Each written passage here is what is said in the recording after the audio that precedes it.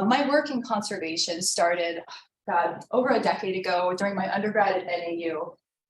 And I was studying environmental endocrinology in a lab, and we were studying the effects of wastewater effluent on the sexual gene expression of, Sorry about that. no problem, on the sexual gene expression of amphibian species. And since then, though, most of my time has actually been spent in the US Antarctic program, which is oddly what brought me to northern Colorado.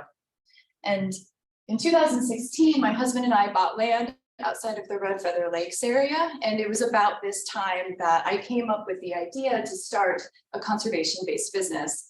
But it didn't take long for me to come to the realization that this would be very challenging. And really, this is because I discovered that conservation is a privilege that most people simply don't have the luxury of prioritizing. So as I've progressed through my master's degree, my idea for the Juniper Initiative has also progressed. So it is now also a registered 501c3, and I'm working to expand on how community-based conservation can support rural communities in Colorado.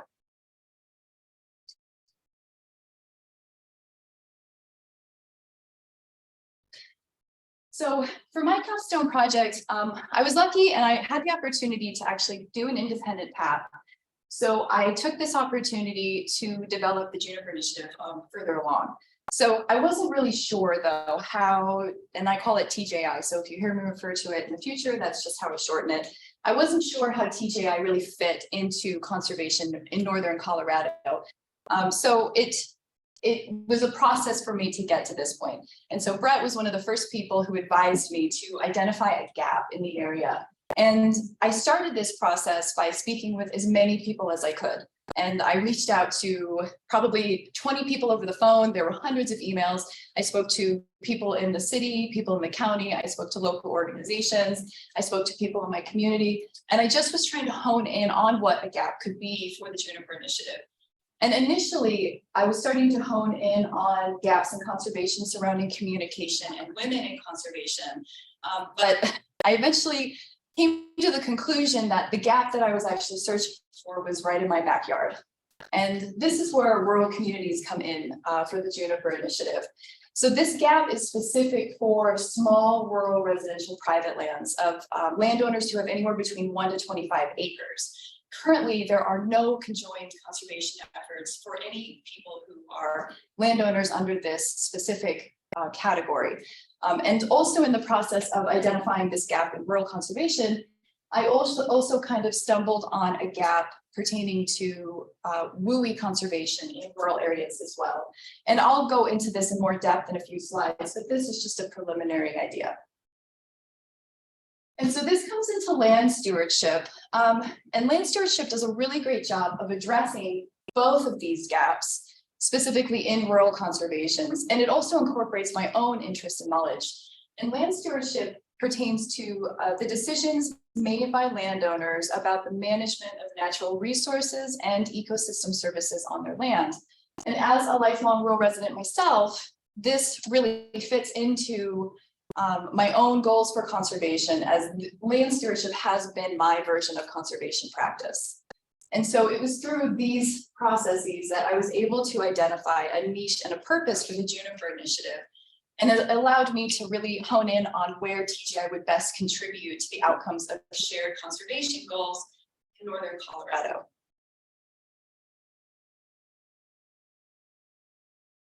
And I won't go into length about the conservation issues at hand in these areas, but I do want to at least mention a few important details. And that's just to start. So in Colorado alone, private lands make up about 60% of the state lands, and 30% of these, or 7.1 million acres, are forested private lands.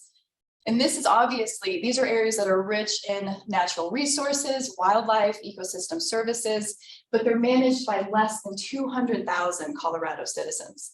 And because of this, private landowners disproportionately manage huge portions of Colorado's lands, watersheds, and natural resources.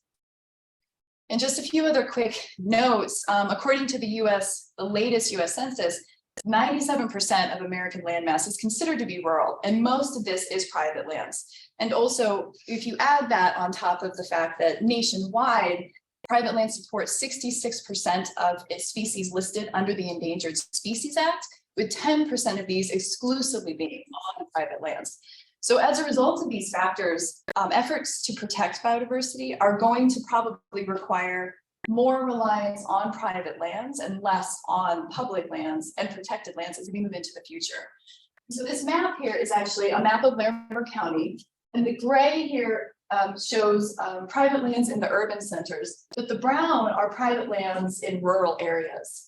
And if you notice geographically where this is located, you can see that this is the WUI. These are the foothills and these are the mountainous regions. And so even though, this is a gap that really does address nationwide issues, today I'm just going to be focusing on Larimer County because this is going to be where the Juniper Initiative is going to be serving. And just to give an idea, Larimer County is actually over 2,600 square miles. It's the third fastest growing county in the state at the moment. And technically Colorado is the 9th fastest growing state in the country. And COVID is really compounding this rural growth significantly. So we're seeing huge populations moving to Colorado as we speak, specifically Larimer County. And a lot of this growth is happening in exurban development.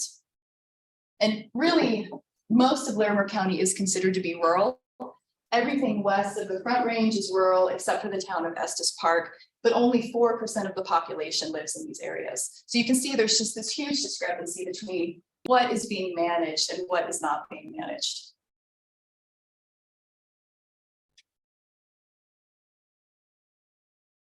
So again, focusing on Larimer County, this is where the Juniper Initiative is hopefully going to be opening up shop. So most of Larimer County, again, is rural. A lot of this area that the Juniper Initiative will be working with is also often WUI and mountainous. And for anyone who's not familiar with WUI, that's the wildland urban interface here. And this is just the area where we start to see an interconnection of human development and wild spaces.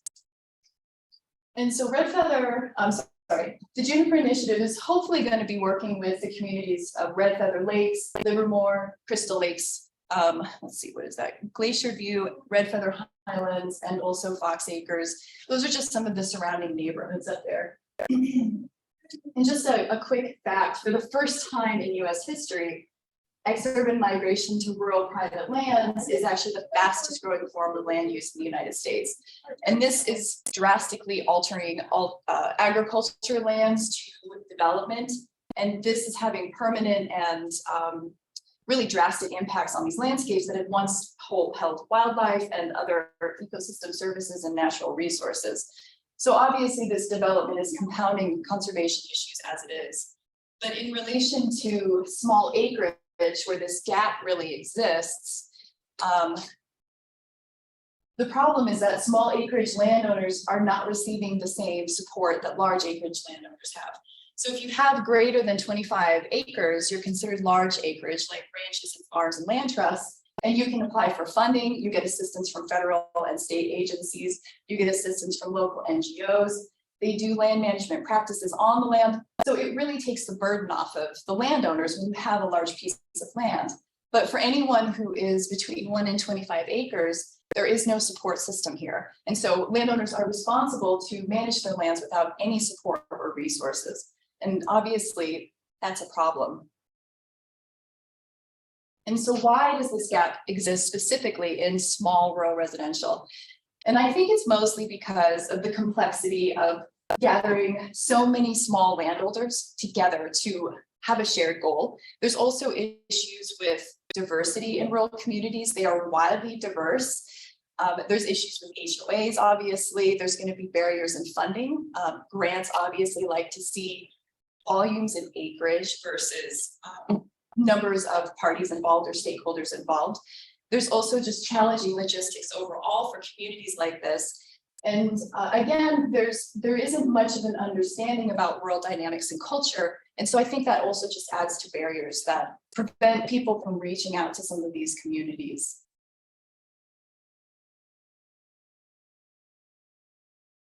And Greg, thanks for your nodding. I always appreciate it. Good comforting. It's nice, yeah. Okay, so moving on. So Colorado's rural communities. It's hard to say rural and wooey often. It's like the rural juror. If you guys did that. Yeah, That's fantastic. so Colorado's rural communities, they're often synonymous with WUI. So in addition to a gap within the rural component of this, again comes down to WUI management. And the issue is that in these communities that are also often WUI, the focus has honestly just really come down to fire mitigation. And for good reasons. These are big events in these areas. But the problem is that all of this research and action is now dominating wildfire. And it's not really maybe focusing on some of the other conservation goals in these areas. Not only that, but they might even be having negative effects to a lot of conservation targets, just for the goal of reducing wildfire risk. But because, and this is really important, because WUIs emerge from societal and environmental systems, people can work to change these dynamics and these conditions.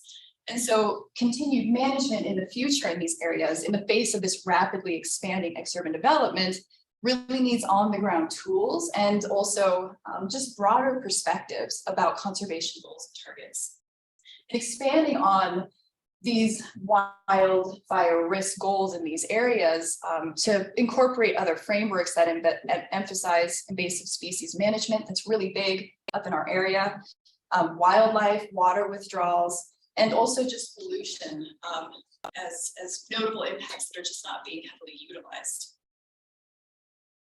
And while our efforts to protect and restore wild areas continues to be critical, just for ensuring ecosystem health and ecosystem services and wildlife populations, because these regions are considered to be ecological hotspots.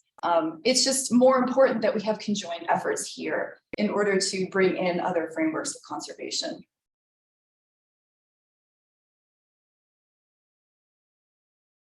All right, so why land stewardship specifically?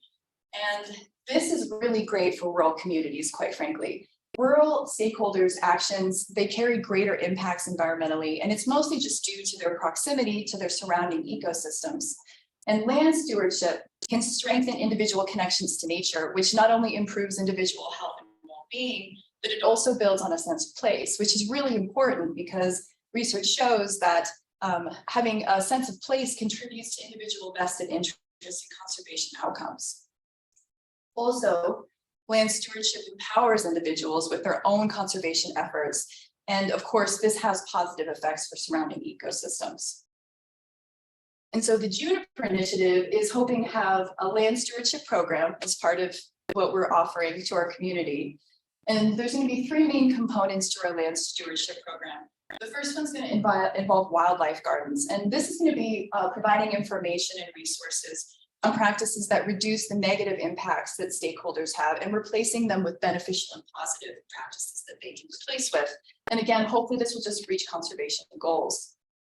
And it's important to note that what little research exists out there on the impacts of exurban development, most of them focus on the negative impacts, but there's more research out there that actually shows that if these developments are done with care and done with conservation goals in mind, they can actually have positive environmental impacts, which is really significant in these areas.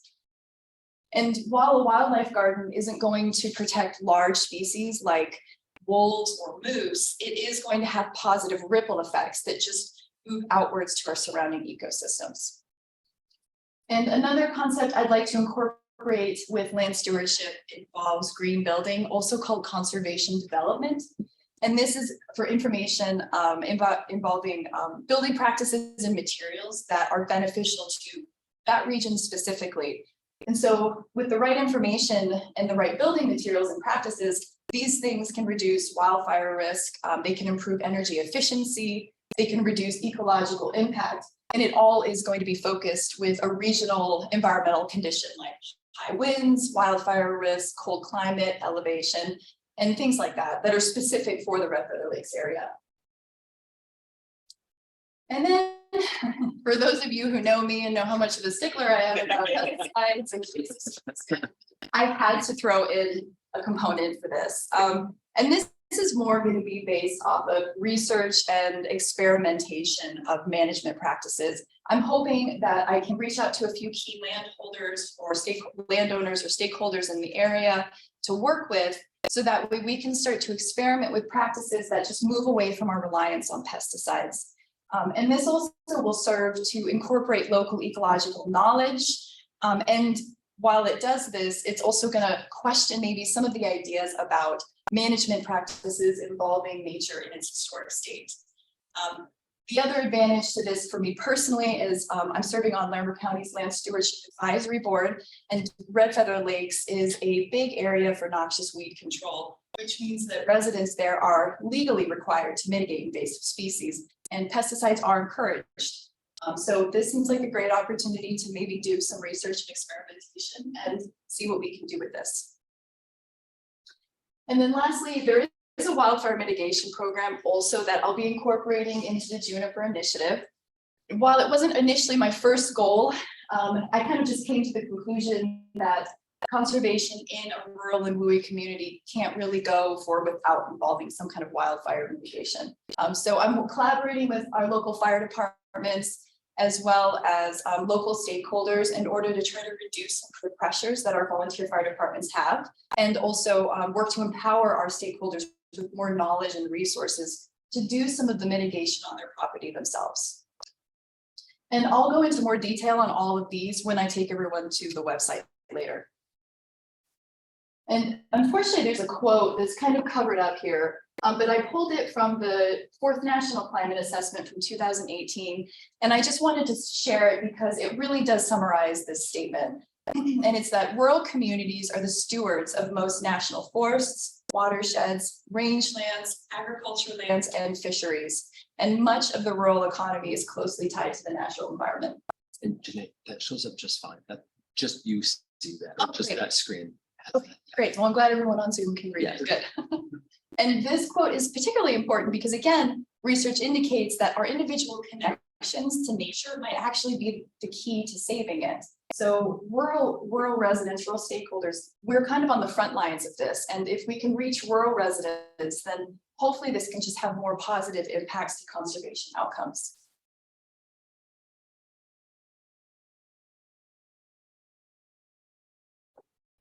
And moving on to community-based organizations.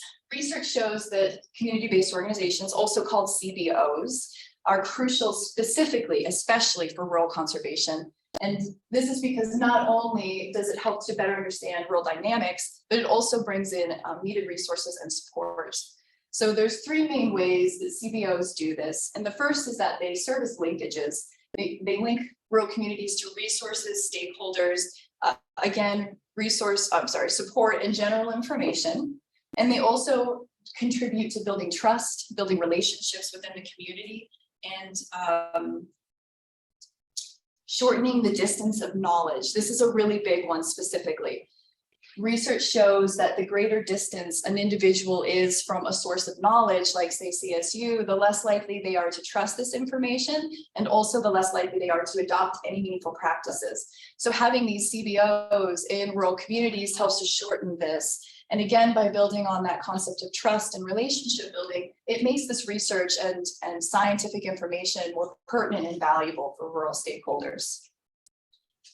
And furthermore, CBO's engagement with rural stakeholders bridges this pathway between critical science and resources, bringing this information to the communities that really need it, and that their actions are having a greater ecological impact. And then lastly, for collaborative, this is really important as well. CBOs work to position rural stakeholders as part of the solution. So it really does bring a level of empowering rural stakeholders and putting them at the table to have decisions in things that make a difference for their community directly, but also just for everyone's shared resources.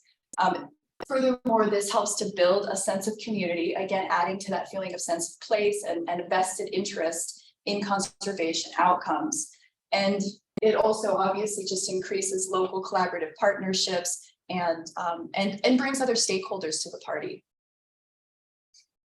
And I think it's worth mentioning that while rural stakeholders they don't receive the same level of support necessarily as our urban counterparts do necessarily, but urban residents actually carry a heavier weight in national environmental policy. So this is just all the more reason to really demonstrate why it's important that we get accurate science and resources to these communities. So that way, when it comes to voting and making environmental policy decisions, hopefully they're doing it with just more information and a broader perspective of what our outcomes and goals are.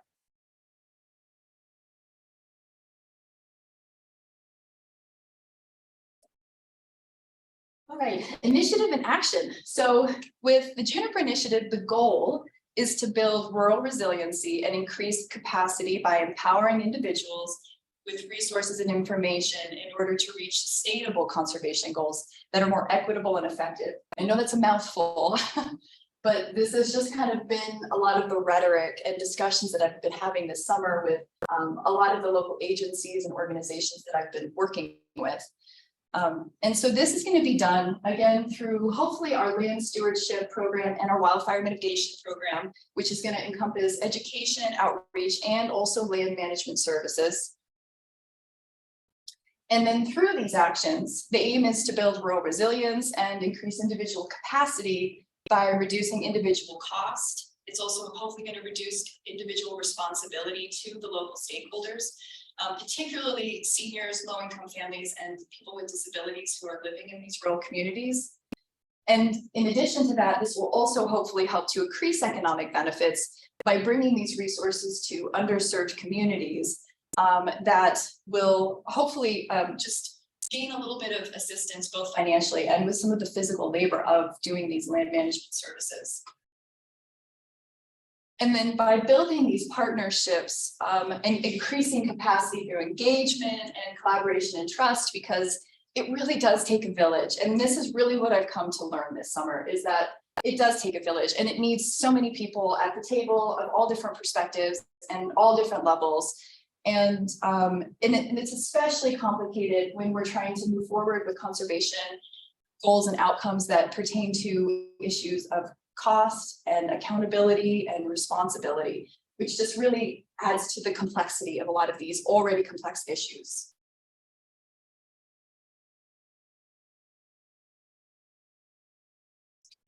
Okay, so as far as stakeholder partnerships, for some reason the title's messed up there. I don't know why it's doing that, but hopefully it makes sense. It looks like it's like, can you read this? So we've been, I say we, I'm already starting to use that we term for the Juniper Initiative. It's just a one-woman show. So it just makes it bigger when it's the Juniper Initiative has currently been collaborating with a handful of local agencies and nonprofits in the area, which has been really great.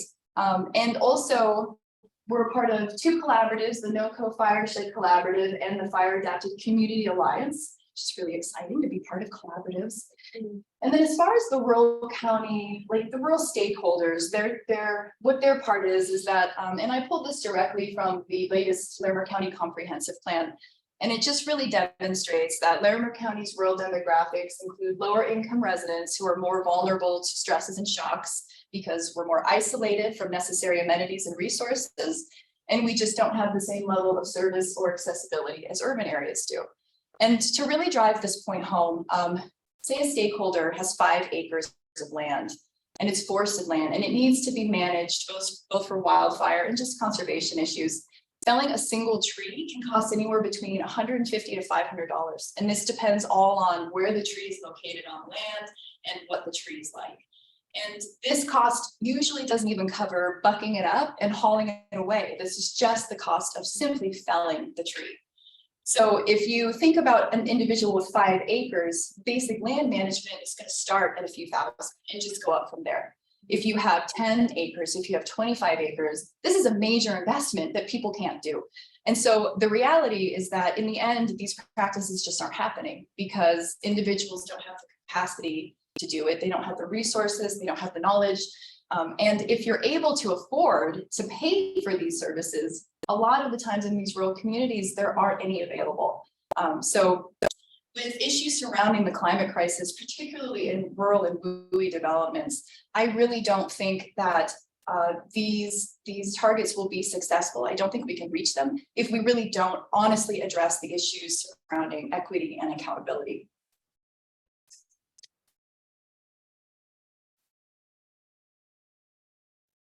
All right, now it's time for the website. This is a constant living document, which is, to be honest, in many ways, a thorn in my side. It's not any problem for me getting back to the presentation. No, but if there is, we can troubleshoot that. Okay. Sometimes it jumps out of duplicate mode, or it does. Laptops I work on. Oh, thank you. I've come a long way with design and development thanks to the Juniper Initiative. I'll tell you. So here's the homepage, and this is just basic information really about the importance of rural stewardship. I've included some visual aids and videos in there, and I just thought I would quickly show this video because it does kind of drive the point home. There's no sound on this, I believe. So. Is that okay? Yeah. Okay. And I created this because I wanted to be able to have stakeholders be able to come and see this information for themselves. And also through the summer of applying for grants, the website has also become obviously really kind of about hopefully educating any potential funders for what my goals are for the community. So one of the things that I've been doing is kind of working on creating different forms of media through different social media platforms, and also through the website to just try to get this information out there as much as I can to anyone who's willing to listen to it.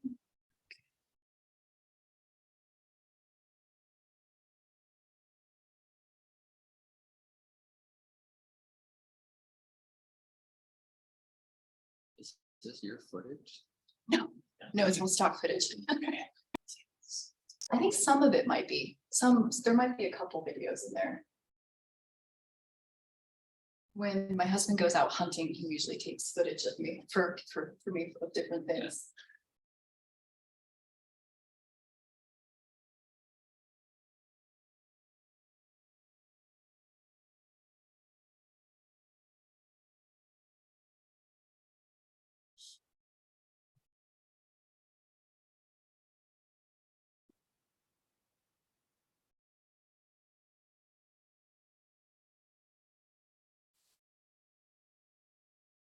It's just.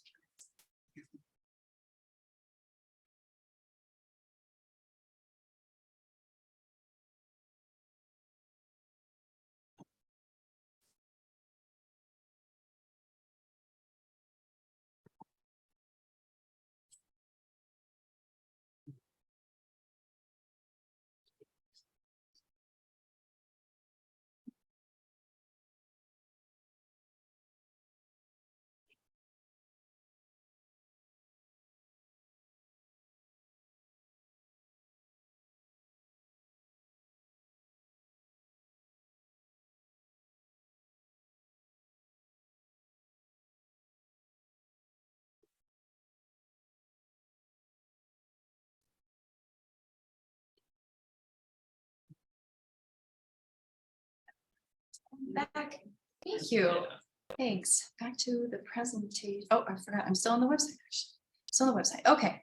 So I'm just going to take us to the mission page and read the Juniper Initiative's mission. Our mission is to support land stewardship in northern Colorado's rural communities in order to aid wildlife, restore habitat, and protect local ecosystems and ecosystem services. Not sure why I did that, but it's okay. Through meaningful engagement, community engagement, and collaborative efforts in order to sustainably empower stakeholders, build community resilience.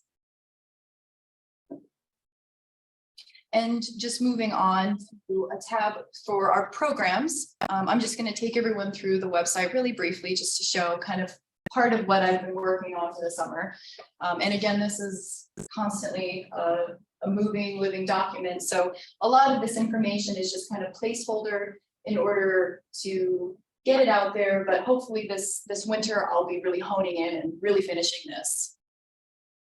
And so for wildfire, the program's going to include community workshops, education and outreach, engagement with local stakeholders, collaboration with other agencies. I'll be providing free home assessments to the community as well that involve fire mitigation assessments. And also, again, land management services. That will be a huge part of what the Juniper Initiative hopefully will be offering. And as far as our land stewardship program goes, again, we have the 3 components to that, and I'm just going to go through these just briefly. I'll start with invasive species management. And again, this is just information so that way rural stakeholders can access resources and pertinent science that is useful to our community. I have a little bit about conservation development and why it's important and how it can help reduce ecological impacts. Again, these pages will be further developed, hopefully so that way they're more absorbable for people to take in versus reading all of this script. But right now, this information, a lot of it's really just targeted to grant and foundations. And then the wildlife garden component, I have been working on a little bit more. So this is so that way local residents can come and they can kind of determine what choices they want to make on their own land about conservation outcomes. So they can go through each one of these and you can click on any of these and it will provide more information about pertinent conservation targets for our area. And just to cover these a little bit, so I've got information about water, pesticides, obviously, nesting and roosting boxes. This is really important for a lot of these rural areas for our migratory native birds. Bird feeders, it's popular for people to want to feed wildlife, and doing it in the right ways is really important. And knowing when and what to feed and how is important. Insect hotels, again, this is information I would just like to try to promote about insect health. This is a really big issue in conservation right now. Bird strikes, this kills over 1 billion birds every year. This was an important one to bring up. Wildlife, we live in a rural and WUI community, so of course there's going to be conflicts between humans and wildlife. Domestic pets, we all know we love them, but pets are a problem. So just some advice and information for people to choose what they want and to choose the paths that they want in order to empower themselves with their own conservation interests and goals. Light pollution, of course. I have a section for community input. There's going to be things up here I'm not thinking of, and there's going to be information that the community is going to have to share that maybe I might not agree with, but it's not my information, and this isn't about my goals. This is about, again, bringing in stakeholder involvement and really supporting this community conservation, community-based conservation. Wildscaping practices, also called xeriscaping. This reduces fragmentation in these areas as developments continue. And I have a section for our work. Some of the articles that I've written in the past for conservation. So I do have the one up for is invasive species management doing more harm than good? And this was published on the Lunga Bay website this summer. I also have other articles that I've written, like Tech Might Be Conservation's Greatest Asset, which was published in Conservation Coaches Network, and a few others.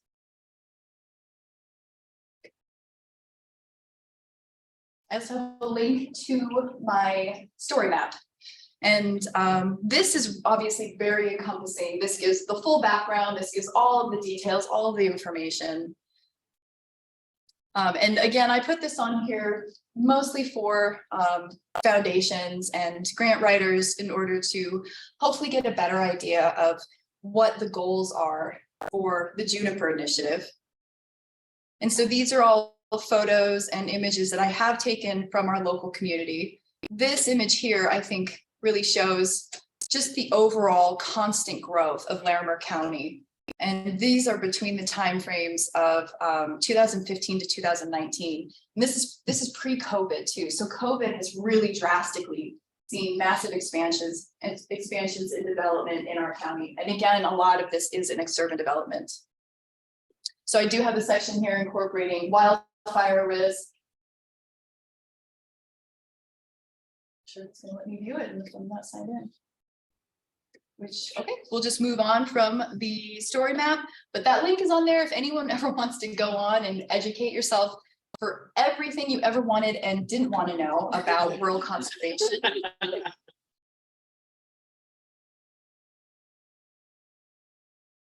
I also have a page which provides printable PDFs for educators. So that way, if anyone would like to print information and share this information, I have these available as well. And these will be just further developed as I continue this winter. I have a community forum. I've been busy. I've been really, really busy this summer. So I actually developed a whole community forum on Wix over the summer, which was wildly complicated and really time consuming, but it does provide a resource for people to be able to access if they would like to share information about conservation in rural communities. But ultimately, I've kind of come to the realization that the website is not going to be a very good resource for people. No one really goes to websites for these types of exchanges. So unfortunately, I had to create something.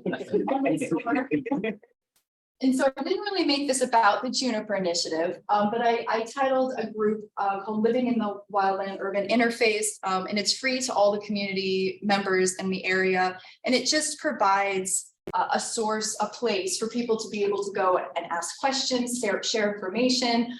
We have a lot of new residents up there who really have no idea what it means to live in rural Colorado in the Rocky Mountains at elevation.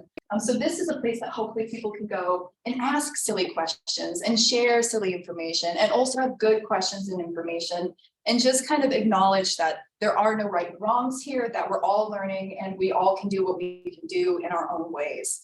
So this was, again, just I'm trying to put a lot of the power into the community. And also another great advantage to this is that it really allows me to be able to gather information about what the community does need and what questions the community does have and where these gaps in the community might exist more so that I might not even be aware of. And of course, we have a contact us page, but we also have an about us page. And this one I had to create very recently. I had a meeting with a foundation and they emphasized that it was a bad sign that I didn't have a page about me.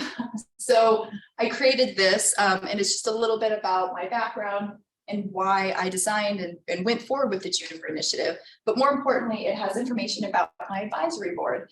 And I'm really lucky to have picked up a few key people in the rural community, my rural community, to serve on my advisory board.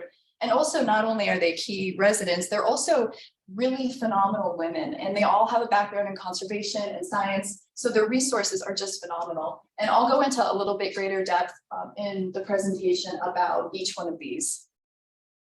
Okay, so moving on from the website, unless there's any questions about that. Okay. We're going to go back to presentation. And moving on to my so pretty Venn diagram. And I kind of made this just for myself, really, so I could have a better idea about how all these components pile together. And when you really overlap the impacts that CBOs and community engagement and land stewardship brings to rural conservation, to summarize what we've already talked about, CBOs link current science and technology to rural communities. They increase rural resources and support.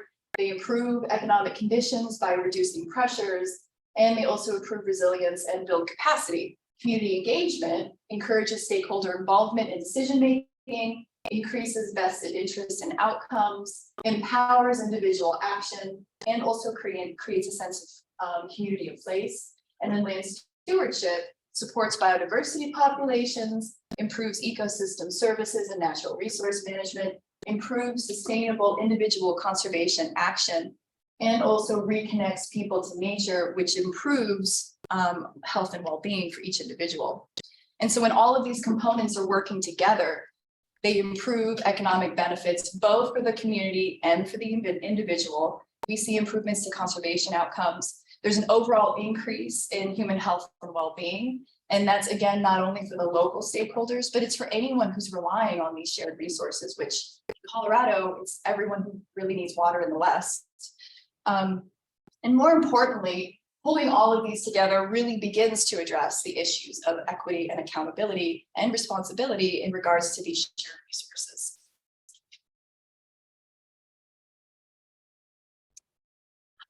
This has been also a lot of what my summer has been is grants. And this is a chart of the grants that I've applied for so far this year. I've applied for 5 and I've asked for a total of $225,000, which I've kind of been drinking from the grants fire hose, as you can tell. I applied for some small grants, I applied for some large grants, and a lot of it was really just to understand the world of grants and to see what was possible and to try to get my message out there.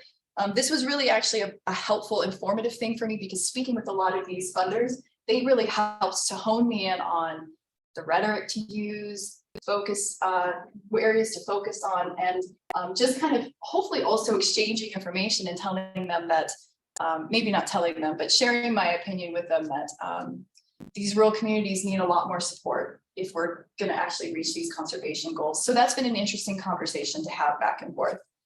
So why did I ask for so much to start? It is a little bit of a big bite. You know, if I do get all these grants, 2023 is going to be absolutely crazy for me, but I don't really expect to get all of them. I'm not really sure what will happen, but the reason I did this is because it's not really feasible for me to move forward with this without having help with labor and equipment as well. So a lot of this is just going to cover those costs. These are some of the bigger ones are actually considered to be capacity building grants, which are designed to help organizations really kind of get that capacity so that way they can be effective in whatever it is that their goals are. So with that said, the other thing I'd like to do is if I'm able to get some of these large grants, I'd like to hire 1 to 2 part-time local staff on the mountain. This will also help me with the Juniper Initiative. It'll help with land management services, but more importantly, it's working towards putting more resources and putting job opportunities in these communities that really need this.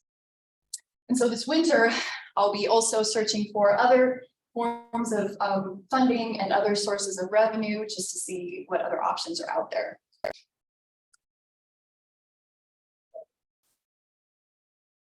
Just a brief timeline for hopefully projected for 2023. Again, this is all very dependent on what kind of grant and funding we'll receive. But if we're able to get enough funding, the goal would be early next spring in March to start purchasing equipment, reaching out to a few individuals about hiring positions, really starting to develop some workshops. I do have some grant money in for some local workshops, both for fire mitigation and also land management services, which would be free to the community. And I have a few people on the mountain I'm collaborating with on these workshops who also would like to be involved in these, which is exciting. And will also be, this would be the time that I would be getting my National Fire Protection Association certification, which would allow me to offer these free home assessments to the community to let them know about fire mitigation practices that would be advised on their properties. And then middle of the year and also later in the spring, hopefully this will be the start of these programs of our land stewardship program and wildfire mitigation program. We'd be offering these home assessments at this point. The workshops will be going on. And again, hopefully we'd be starting to offer some land management services to a few stakeholders. And then later in the year, this would be in the fall, I would be compiling all of this information. This would be a time of really kind of doing a lessons learned. Again, a lot of what 2023 is going to be about is really identifying what the community needs and trying to find out how I can bring those resources in to help facilitate that. So that time frame will be used for developing future strategies to just hopefully strengthen our programs and improve our outreach in the community. And December would obviously planning for an expansion, but